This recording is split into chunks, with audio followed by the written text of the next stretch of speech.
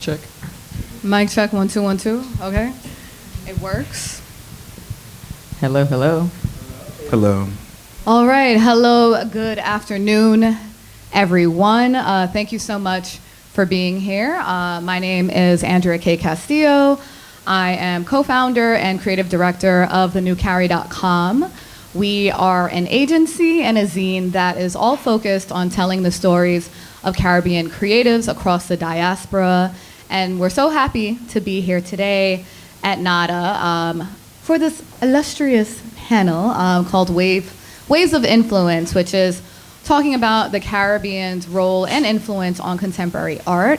So to introduce my panel, I'm reading their whole bios because, some people are shy and they don't read their entire bios. So I would like to do that for them right now. So to my right, here we have Karla Ferguson. Hello. She is the founder and CEO and principal advisor of the Yeelen Group and an award-winning contemporary art dealer, art collector, creative producer, designer, and attorney.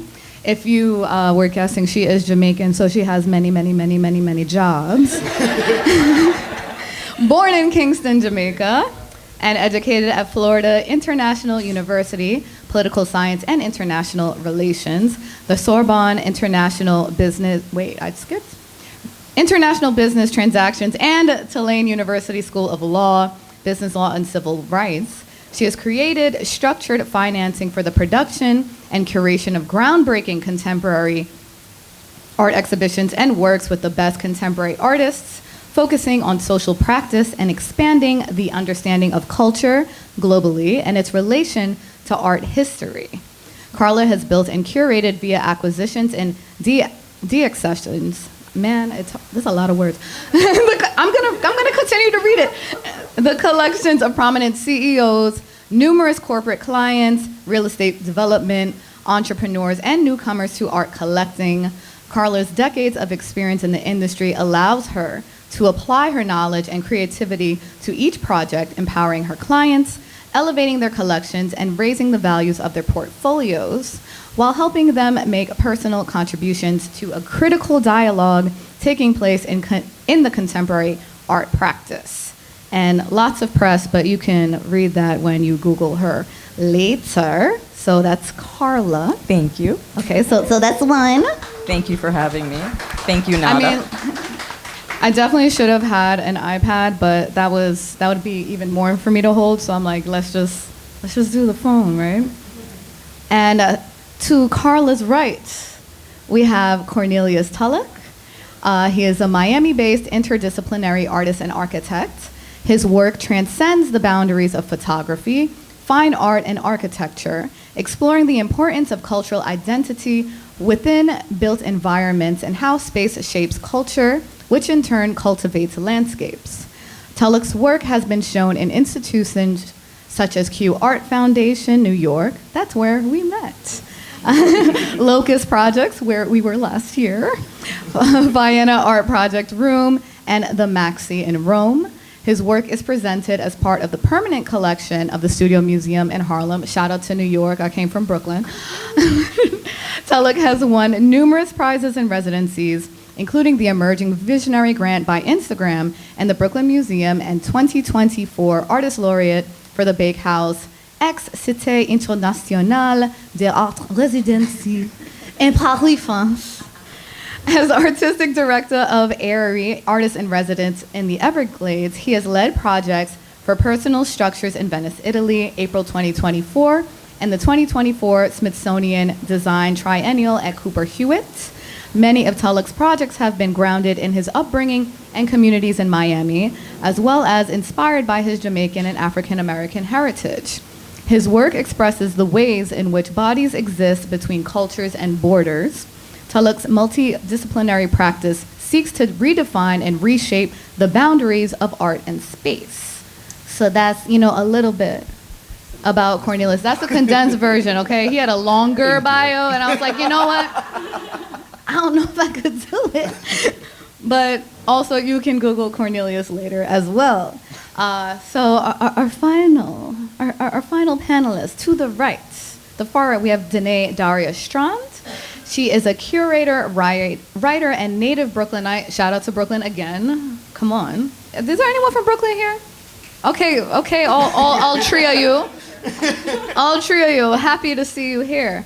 In 2022, she was appointed as the assistant curator at Public Art Fund, where she develops new commissions by contemporary artists in New York City and beyond.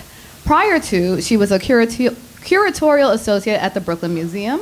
She has curated independent projects for NADA Miami, TD Bank, welcome back, ISCP, White Columns, amongst others, and has contributed written work to publications by the Studio Museum in Harlem, Brooklyn Museum, Lehman Maupin, Scene Journal, and more.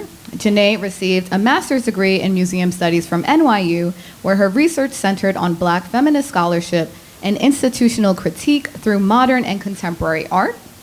She also holds a Bachelor of Fine Arts in Dance Performance Studies from Florida State University. Jenee is currently an inaugural member of the Studio Museum's Curatorial Fellowship, Arts Leadership Praxis. So that is our panel, so definitely give it up for everyone here.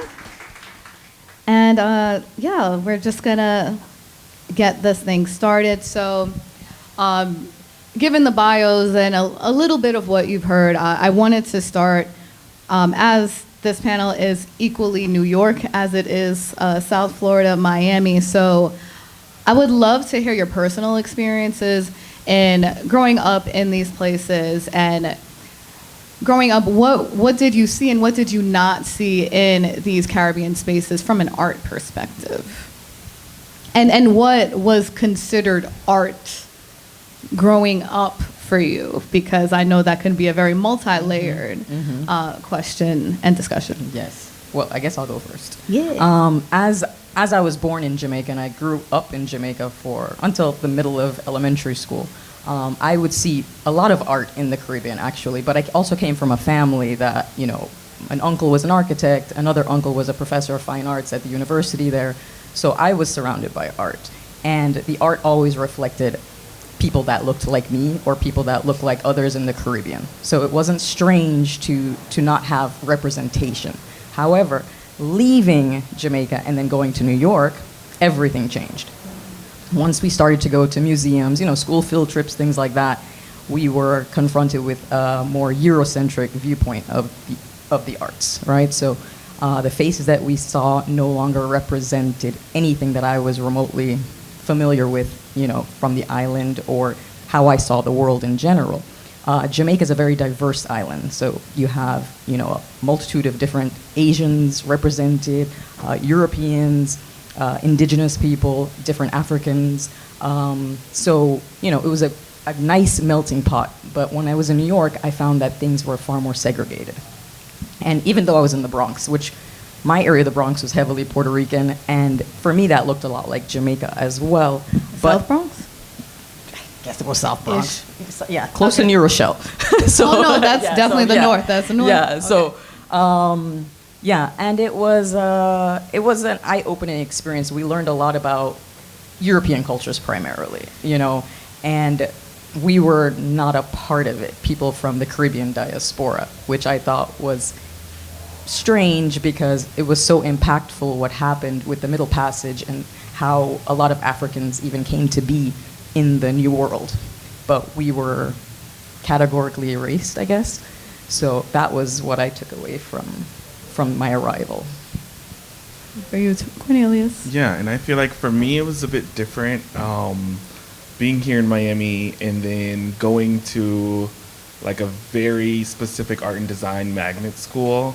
We were kind of fed what art and design was, and it didn't look like me it or didn't look like you, yeah. the people around me. But at the same time, some of the people who I went to school with were people who looked like me and making work that was different. And I think it wasn't really until kind of college when I kind of separated and started going a more architecture route and studying that I started to look more into craft and look into kind of those sort of details and start to notice that a lot of things that I had just overlooked in childhood was art all the time around me, especially in my home. It's like all African art, wood carvings, like different things, paintings that I never considered in the same light.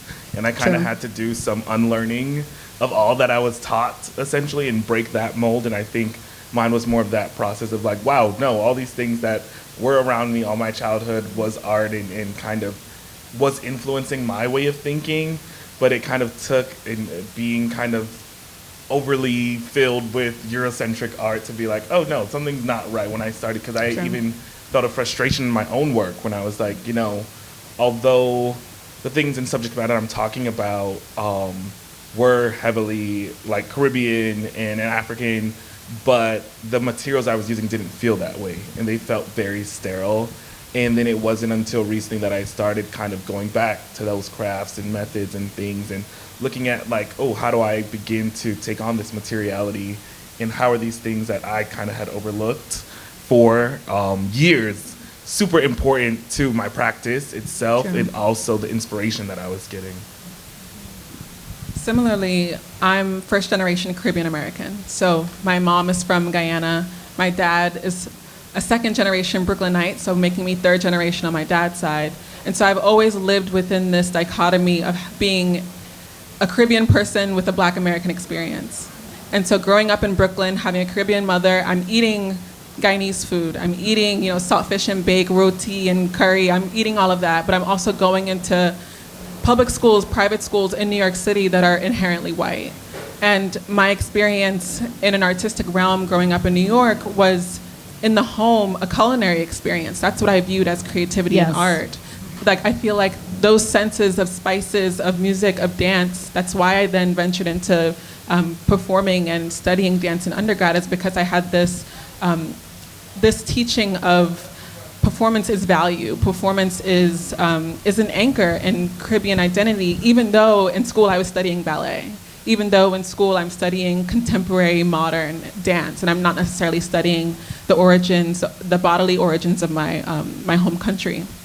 And so it took a lot of unlearning also through the conversation between high education and high value in my own culture to decide what I viewed as important to follow and what I viewed as important to seek in my own artistic practices. Specifically now moving into curatorial work, I've been thinking a lot about how do I use these spaces that folks look to as education to also bring in what we value in Caribbean culture. How do I make sure I'm forefronting Caribbean artists? How do I make sure I'm having those conversations within the realm of spaces that our schools are going to, right? Like in primary school, I'm going to the Met for my school trips. I'm going to the Brooklyn Museum for my school trips. So now as someone who's working in that institution, how do I ensure that the education that's being sought out is also an education that's reflective of those who are living around those institutions as well?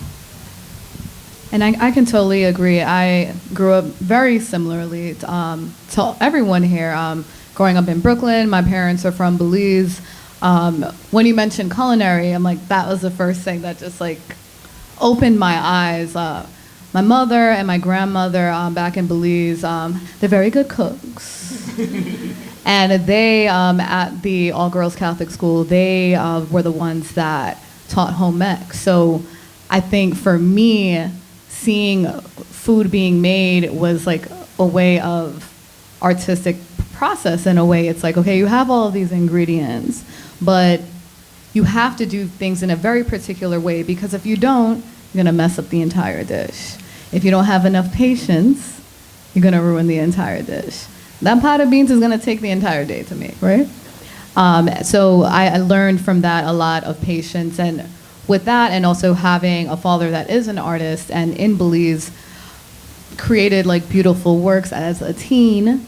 When there were no art programs, I, from a very young age, was like, well, they need to recognize this. Like, I need to be the one to be able to, you know, stand up for these people that maybe like don't care so much anymore. They're like, oh, they don't understand, so what are we doing with this? But I saw that early. I'm like, oh, you did these things when you were young.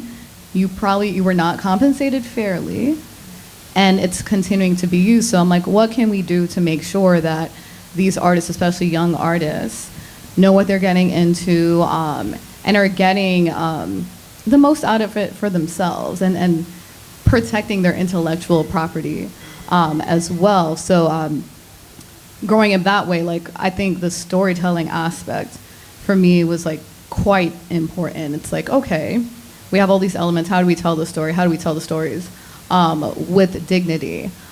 So I definitely I want to delve a little deeper into the storytelling aspect from a Caribbean standpoint. You know, we have the griots, we have the folklore, we have all these things. Would you say from an earlier stage you were seeing more of that and these were the things that were not considered art? Most definitely. As a Jamaican, one of the first stories I remember in my childhood were these Brother Nancy stories, all right? And it's about the spider, and it's Oh, Anansi? yeah, Yeah, Nancy, yeah. yeah. And Anansi basically traveled with the enslaved Africans to the New World and was kind of a protector over them. Yes. And all his stories endured, and they've been passed on generation to generation. And they've also been memorialized in a lot of what contemporary society would call craft work versus artwork, but it's actually artwork. You know, I have a good amount of carvings passed down from my great-grandparents, grandparents before, and it immortalizes these stories and these images, the banana fields, the cane fields, whatever it is. And today you're seeing a lot of that, what they dubbed craft, being considered fine art and being auctioned at Sotheby's and Christie's for millions of dollars, and now it's finally earned its respect as actual art or sculpture, when before it was heavily marginalized.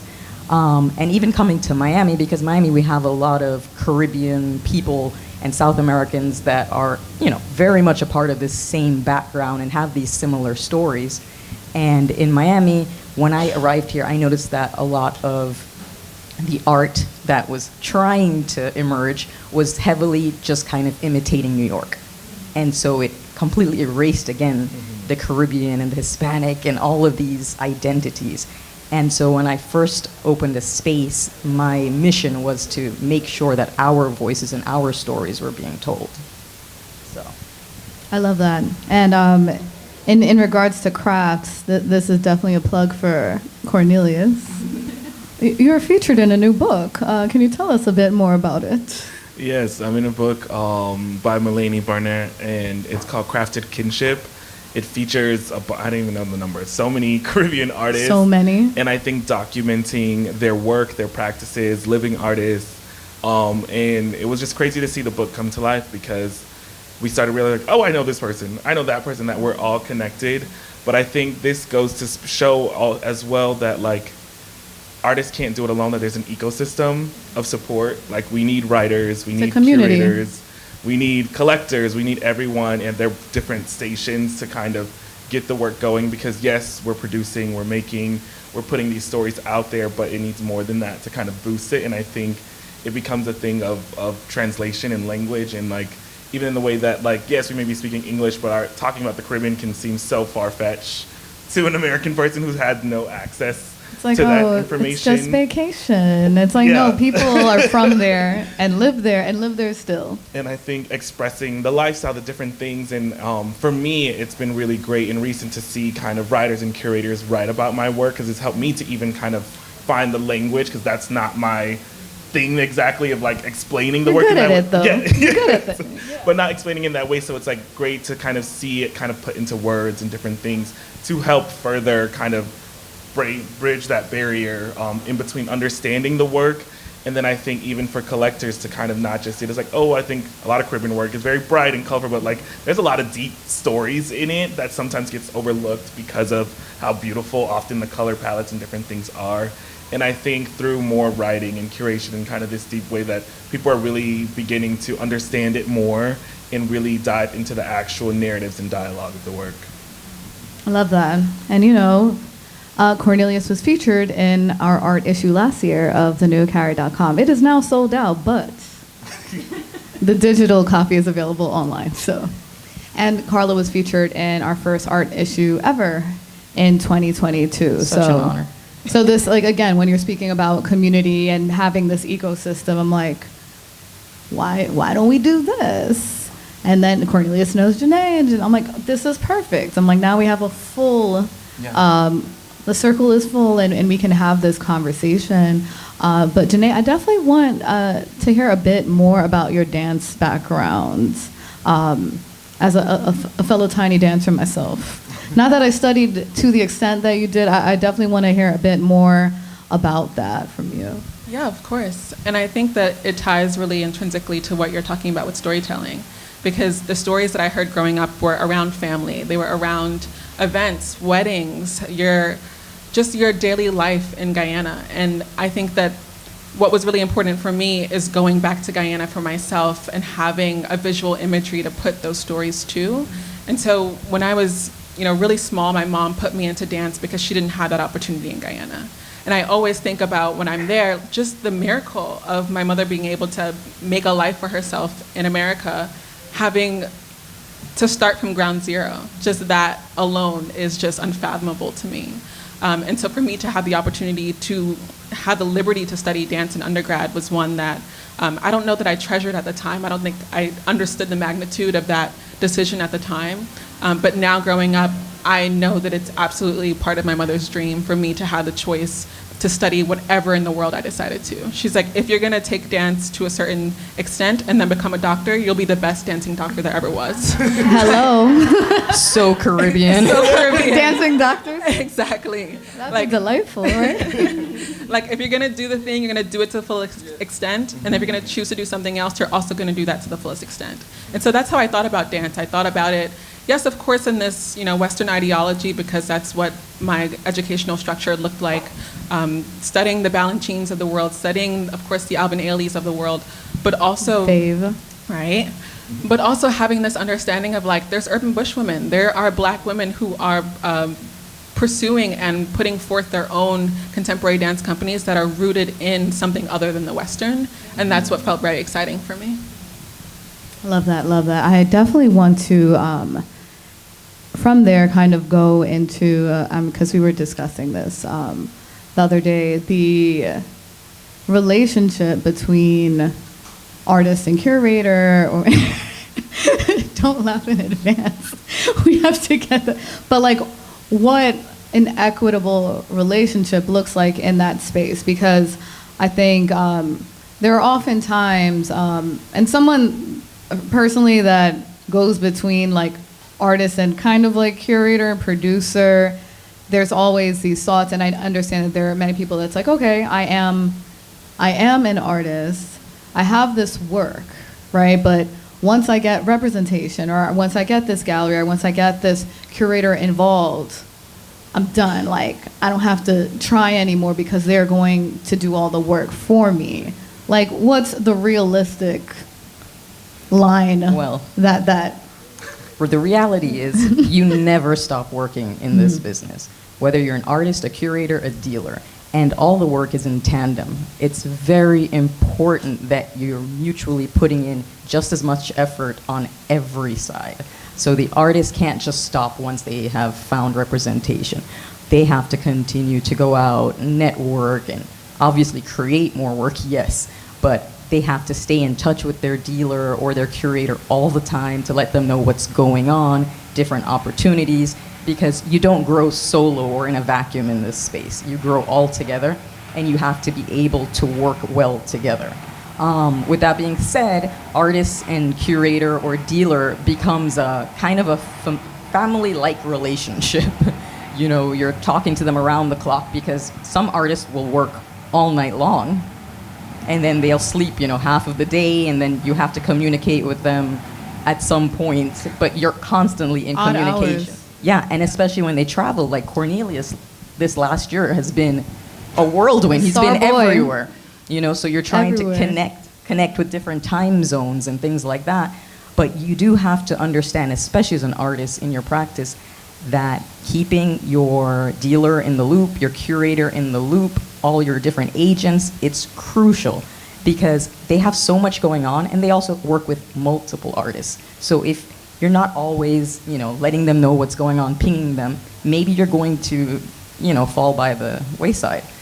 So you do have to have this a serious relationship. It's a relationship. So, and you have to respect it on both sides. Cornelius, do you want to speak about, Andrew Reed Gallery that that we are presenting this program in collaboration with, your experience with them thus far and the show that you just had earlier this year in the summer, correct? Yes. Yes. So I just had a show with Andrew Reed. Andrew's in the crowd as well. At booth E111, showing some Check it painting out. work there. But yeah, I think the gallerist artist relationship is very serious, and I think sometimes people jump into any sort of thing, but I think it has to feel right. It has to feel organic and like a level of trust on both sides. Because I think, like you're saying, some artists just throw themselves like, oh, the gallery's gonna handle it. They're going to do everything for me. But I think in the same time, you're in collaboration with each other and kind of figuring out the best strategy of like how to tell your vision and see your vision. And I think working with Andrew has been great because, having a gallery who's like, oh, like let's bring your work in its full right. So say with my show, Anissa, which was kind of bringing all the work together of my time in Suriname, where I did a residency there through DVCAI, which is Diaspora Vibe Cultural Arts Incubator here in Miami, ran by Rosie Gordon-Wallace. And getting a chance to go to Suriname, but being able to communicate all that I experienced into the space.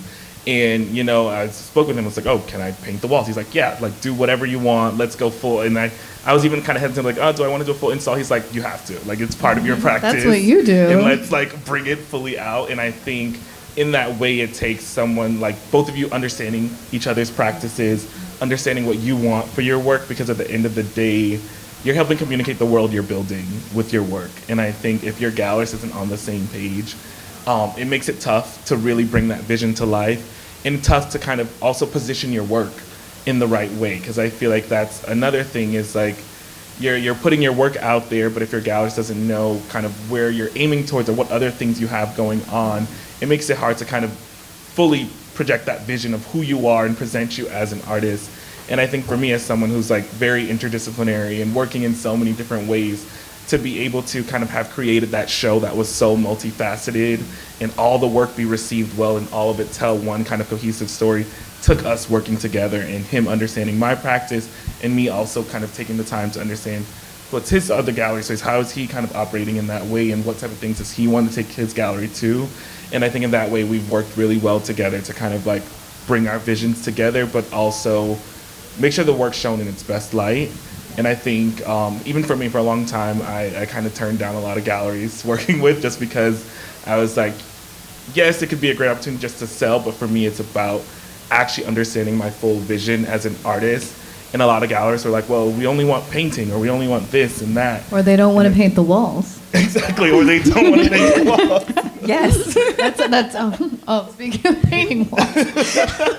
I have a small little story. So earlier this year, I finished a major museum solo show for one of the artists that I represent, Tim Okamura, who's also from Brooklyn. And he's based in Brooklyn. He's Canadian. Correct. Just have to be specific. Yes. And, there were times that we would go to the museum and visit and come up with all the concepts of what has to be executed by the time we do installation. And so you're working with like a board at the museum, and they're a different team of installers and producers. I'm the curator for the show. He's the artist. He has a particular vision. We get to the space. We wanted a particular color on the wall. Everything was okayed. Then they switched some stuff, and then all of a sudden the paint color was just nixed without any real input. Yeah, it was white walls. It was white walls when we arrived, and it was all supposed to be like a charcoal color. And so things like that, making sure that you're constantly informing one another of what is going on. Like at that point, someone dropped the ball because someone had left the institution, and the new person that came in, the notes, I guess, did not translate over. The email was not sent. Exactly. So, these little things, and especially if you have an artist that has a particular vision and this is what he wants, that could have been a deal breaker for this show. Yeah. So even something as not minute, but, a detail like the paint color on the wall could change everything. So you're constantly having to kind of regroup and address things, logistically as they come up. But again, everyone involved in a production of any kind of exhibition has to communicate, work together. That's my 2 cents. Oh, yes, totally. And Jenee, I would love to hear a bit more about the process in which you have in going about finding these artists that you work with for the Public Art Fund, because, I mean, if you guys are not, well, in New York, like if you're not familiar with the work, like if you see like these huge, like, not the projector, but like at the subways and at the bus stops, and you see the artwork that is there, that is some of the work of the Public Art Fund. Yeah, Public Art Fund is an organization that's been alive and well for almost 50 years. We do monumentally scaled sculptures throughout New York City, primarily in Brooklyn Bridge Park, City Hall Park, and Central Park. We also have a partnership with JC&Co, which is an advertising agency where we do exhibitions along bus shelters in New York City, Boston, and Chicago. And so my process for selecting artists is really similar to really any institutional curator. It's very similar to my process when I was at Brooklyn Museum, coming to art fairs, seeing booths, speaking with artists, also really doing studio visits. I love just a one-on-one conversation. I love an artist who knows what they're doing in the work, right? Not only are you producing it, but you know what the work is doing it. You can talk about that very clearly. That then helps me to create connections both historically and in sort of a future imagination of what world are you building and how are we living with you beyond the present moment? How are we living with this work beyond where it's exhibited currently? I also look for artists who are diverse in material because, of course, it is a public art organization. And so artists who work with materials that are durable or have the eagerness to work with fabricators that have the capacity to create work in durable materials like bronze, like metal, steel, etc. We also have done permanent projects across New York City and beyond. So currently we're working on 20 new commissions for JFK's Terminal 6. That's been announced. All the artists are announced, so you can find that in New York Times. But artists who wouldn't be applicable for a park-like setting, I have sort of stored in the back of my mind alongside our curatorial team, and those artists were presented before the architects and before a selection committee. And like Charles Gaines, for example, would not necessarily have a public sculpture in the middle of New York City based on his materials that he's used as of late in the work that he's most known for, but he has applied that material that'll be sort of presented in JFK's terminal for perpetuity. So it's a sort of dual process of having a lot of studio visits, storing artists in the back of my mind for a future permanent project if their work is not applicable to public space, or working really avidly with artists who have both the capacity and the interest for a public sculpture. And once those artists are chosen, like what does that process look like? Are you guys like there step by step, like in regards to helping with the funding, the fabrication, the exact locations that are chosen? Like what does that look like? Exactly. Mm-hmm. So we have a development team who works with both the gallerists and the artists' Rolodex of collectors to develop funding. We also do public grants like any other museum institution. We invite the artist to create a proposal for a particular site, generally for a particular timeline. So we'll say, hey, can you create a proposal for Brooklyn Bridge Park for 2027? And we'll do a walkthrough with the site, at the site with the artist, saying this is the location that we're thinking of, or you can pick any location in this site, and we'll talk to the park. We have a lot of constituents where we're sort of navigating. Has a work been placed here before, then likely we will let the grass sort of turn over and we'll place the work in another site in the park. So it's a lot of negotiation, but ultimately it's the perfect balance between the artist's vision, the financial feasibility, and then the timeline and production. Amazing. And from that, I definitely want to get into the topic of funding. So there's so many sources of funding. Karla, come on. There's so many sources, whether it be private, different grants, or different residencies. I mean, Cornelius, you've done residencies both locally and within the Caribbean, received many different grants. Like, I guess what my question is, what are some of the misconceptions about these forms of funding and how to actually attain them, and who's actually giving them, who's actually not? Just, that's pretty much open to everyone for a discussion. I mean, I'll go. I've applied to many, many things. But I think a big misconception is that, like, oh, you just apply and you get it. Like, oftentimes, for like one thing that you're getting, there's 10 other applications that you didn't get.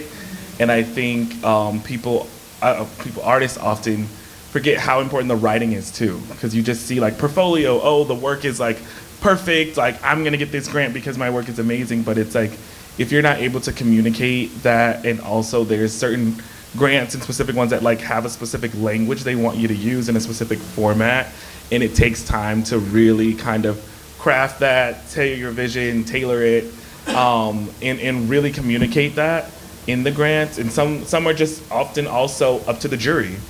Like, you can apply as many times as you want, but it really just depends on how the jury is kind of reacting to your project or your thing. And I think that's something oftentimes too, that sometimes I always say, like, things are often delayed but not denied.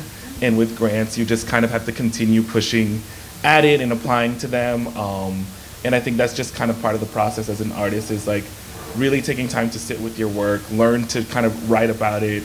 And sometimes too, like how you write about your work for a show isn't the same way that you're gonna write for a grant or a certain thing, and kind of thinking through it. And then I think also, I don't know how to kind of say this, but like especially with certain grants, it's like be as professional as you can be. And sometimes they're looking for just the facts, like how much the budget is, what these things are. Like, the idea can be amazing, but they're like, can this actually be made and done, and are you capable? Like not all the fluff. Yeah. Because you could say that in person. Exactly. Yeah. But they need that list. They want to know that you can do it. I think especially for younger artists, they're like, what are you going to do with $50,000? I'm going to make art. And so they want kind of that kind of detailed, actually written about, and seeing how you're actually going to apply it. And oftentimes too, a lot of spaces are thinking of like, all right, we give you this, you do this project, how does this look good for us? And so I think sometimes you have to also think about what is the mutual benefit for you in this space to work together, or for them to give you this funding, and then what comes out of that. I'm going to add to this. So I've sat on several funding committees, particularly the Knight Foundation and Coral Gables Cultural Development Board, and we've given out almost, $100 million over the last 10 years or so. One thing I will say, as a person that personally reads every single grant application, is don't make it boring. Don't hide the main point. Have your budget itemized. I need to know exactly where the money is allocated, what it's going to, when you need it by.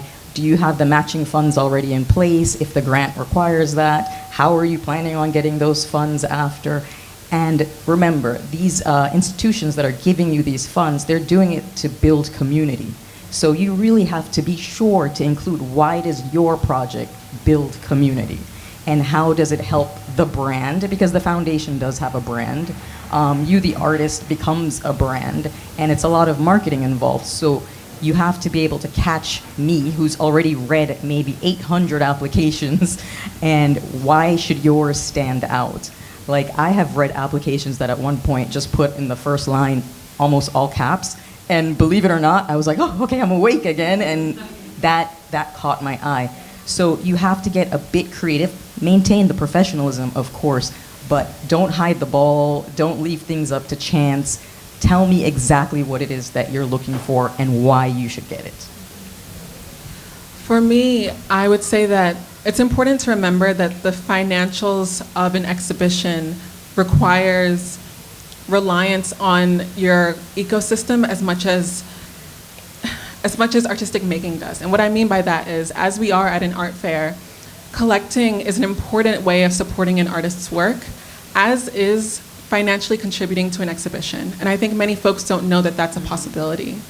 As a collector, maybe you don't necessarily have the funds to buy a particular work by an artist, but it's equally as important to place a certain select amount of money that you decide toward an exhibition that you know that they have coming up. Talking to that institution and ensuring that you can support that artist in some capacity, that then ensures that they have not only more capital and more opportunity to produce the exhibition with the wall color that they decide. That's a matter of a comma, right? Like, that's a matter of a couple zeros, is deciding on paint and wall color, because that's payment for labor. It ensures that the artist has a dinner after their exhibition. That's not always possible because of funding. And so if you're not able to capitalize on a relationship in a collecting standpoint, you can do so in an exhibition, a budgetary standpoint. Amazing. I definitely want to, just like thinking from the standpoint of more, say, like emerging Caribbean artists, like both, you know, like in the Caribbean, across the diaspora. Say they're like, okay, I have these works. I really want to get it out there. Maybe I applied to the grant. Maybe I got the grant. I got the grant now. What do you suggest should be like the first three things that they should hyper focus on? Because, you know, in this ecosystem, there are many parts. There are the writers, there are the producers, there are the gallerists, the curators. There are the publicists. If they had three things that they had to decide on, like right now, what would you each say should be those top three things that they should hyper focus on before they even get to the next step? Well, I think the public relations side is very important. How are you getting your message out?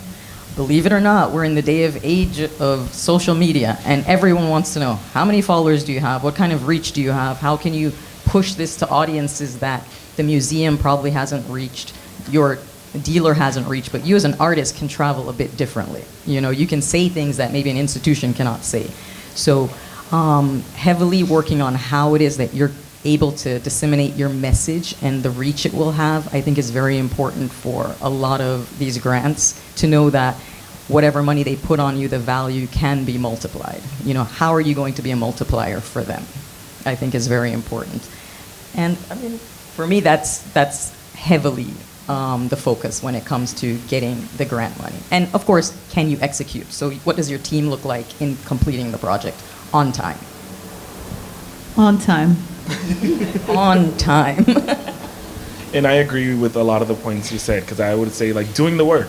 Like, you get the grant, do the work. Like, sometimes people get grants and then you get comfortable and you're like, oh, it's there, and then the project just kind hanging of out. Never gets done. Yeah. And I think sometimes people don't realize how much those funders are looking if you're actually finishing and using it, and they are keeping track of, like, has this project actually come to life? Have we funded this thing? How is this coming back into our ecosystem? So I think often kind of keeping your head on a swivel and, like, making sure that you're doing the work even once you got the grant and continuing to kind of push it. I think community can look like a mentor, someone who can help you understand, okay, how am I actually using these funds? How to maximize this project? What in-kind kind of things can I get to help this project reach its end? Because I think sometimes people overlook how much community people are willing to help. That isn't necessarily just finances, whether it's like lending you a space or other things that kind of cut costs with certain projects. That's like, for me, my first solo show was through a artist space that allowed me to just have it. And then I had used a grant from a local organization to actually produce the work and make it. And that was the kind of got the ball rolling for me here in Miami and kind of people getting to see my work. And I think a lot, yeah, like with that, having that support, having a mentor, someone to kind of guide you, or if you have a really big project, having a project manager is like life changing. I think Would love one of those for myself. Yeah, It's luxury. It's something that I would say if you can put in your budget for your project, do it. It changes your life. It's changed my life. It allows me to take on so many more projects and things and really focus on what my expertise is. And I really think in that process too, just being authentic to your work, making sure that you're getting your voice out there in the way that you want, and realizing, and I think as you do projects and grants, it's just like, speak up for yourself, make sure you're getting that vision kind of crystal clear out to the world. My top three would be, 1, photography. Ensure that your works are photographed adequately. Very important. For scale and in details. Like, you need detail shots of the materials that you're using, how certain materials are being applied, why it makes your work unique. Second, if it's an unrestricted grant, I would say pay yourself your time for studio visits. If you can only do virtual studio visits, that's okay. It's still your time that needs to be paid for studio visits. And the third, I just forgot. But I want to stress also photography, because at times when I can't do a physical studio visit, I'll ask an artist for their portfolio.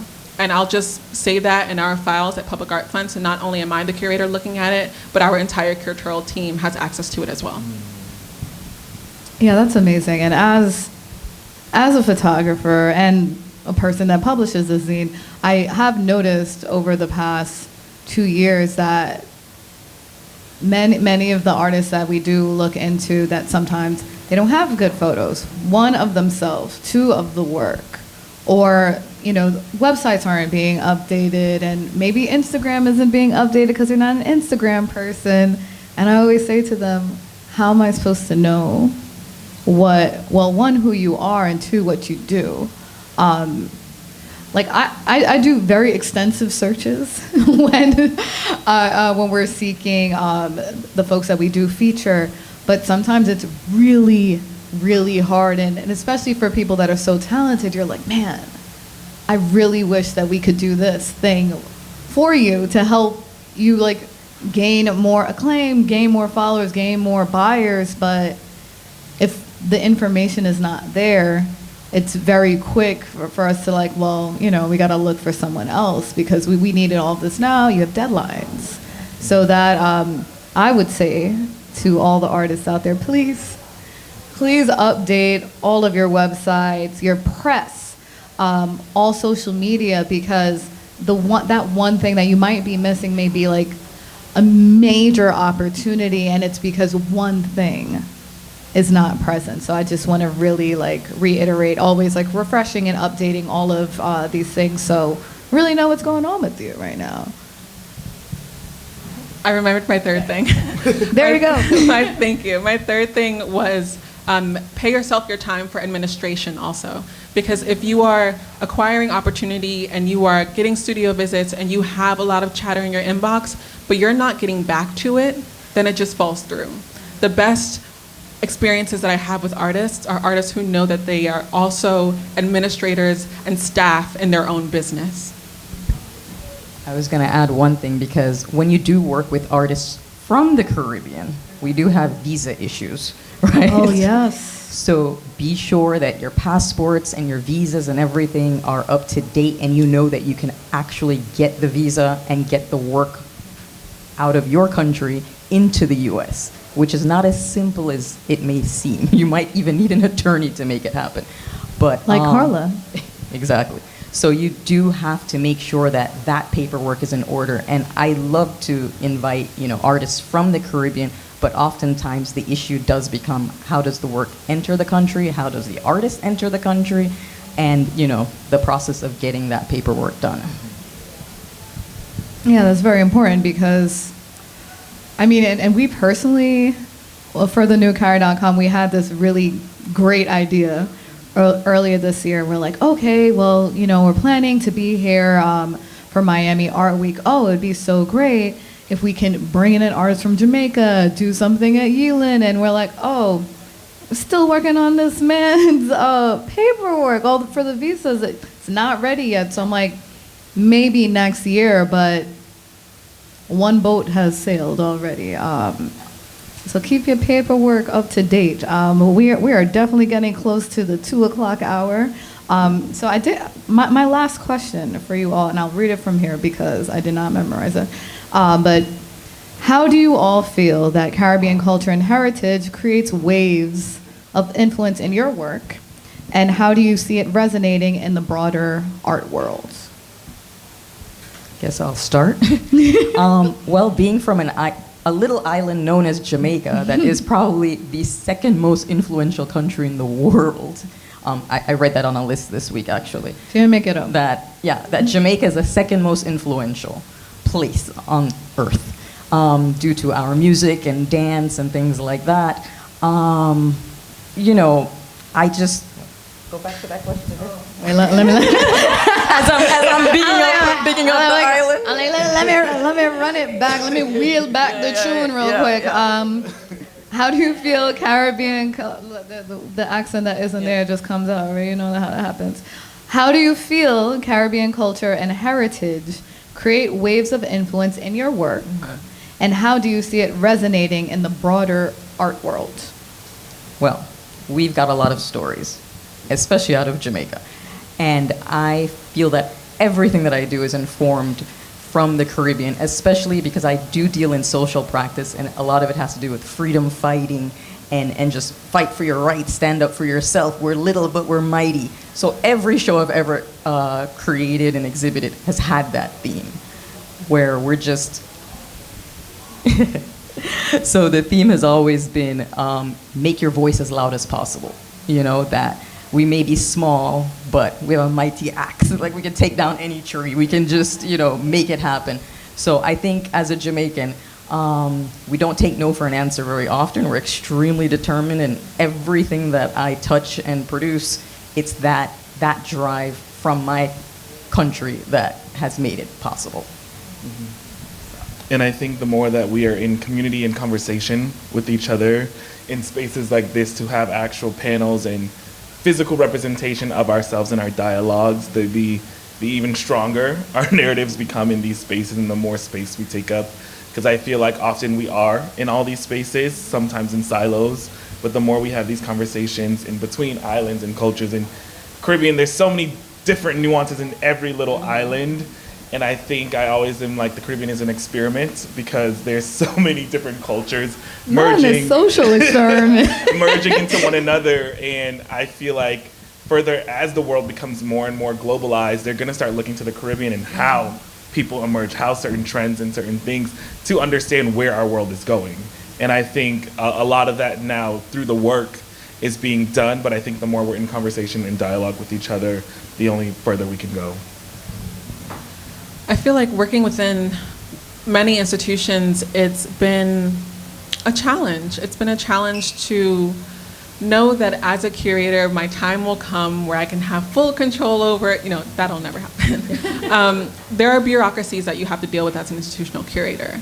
And so I have always tried to play my part in dropping, you know, little seeds when I can here and there. Maybe the artist that I have been, you know, sort of selected to do an exhibition on is not a Caribbean artist. But I've always tried to be creative in what are the ways that I can have a food activation by a local restaurant that actually is Caribbean but has a particular cuisine that relates to the themes of this exhibition. What are the ways that I can pair this person with a writer or a scholar who happens to be Caribbean but has a particular voice that resonates with that artist, so that it doesn't feel like I'm forcing a conversation that's not meant to happen, but I'm still projecting a priority that's important not only for me, but for Caribbean folks who are all around New York City, who are coming to major institutions to gather information, education, a reflection of themselves, and maybe they won't see it in the particular artist that's being shown at that point in time, but they will see it in activations and other moments in time. I love and agree with everything that everyone has said. And again, for us, for thenewcarry.com, this is really why we created the zine and this platform. We saw that the lines and what was actually shared from the Caribbean standpoint, it really did not share the work of the creatives across, like within food, within visual and performing arts, within fashion and beauty. We weren't seeing these stories, and this is literally us. This is us and all of our friends. So as of right now, well, after this, we're releasing the next issue. The box of zines is right there. But as of this printing, we are at 73 stories thus far. 9 issues in over 2 years, printing quarterly. We do this for our people. And if we can continue to do this on a larger scale, and have issues for each nation in the Caribbean, that's definitely a goal of ours, because there's so much talent within the Caribbean and the larger diaspora, and we are here to share that truly with the world. So we're so happy that we're able to do this today. Thank you so much to Nada for hosting us and responding to my emails for like the past year to make this happen. Thank you to all of my panelists, Karla, Cornelius, Jenee-Daria, and thank you to all of you for being here. And gonna see some zines. We're gonna have some music from Dala Zine as well, so hang out for a little while. And Saturday night, because party promoters over here, Back to Black Miami Art Week Cocktail Edition. Yours truly, we're hosting a lovely event at Yeelen Group from 7 to 11 p.m. We got beverages. I'm not saying the sponsors because they're not here, but you'll see it on Saturday. And music. Music. Maybe some Yes. snacks. We'll see how we feel. Because being Jamaican, all the openings have to have like a serious party. Yeah, we happening need a after. party. So, see all your arts up until Friday night. Then come to us on Saturday. And the zines. And the zine, yeah, I told them the zines are here. Zines, and the zines will also be at the party. But the zines are here. The zines are at the Dollar Zine truck over there, and they'll be at the party on Saturday. So many chances to see. But thank you so much. Thank you.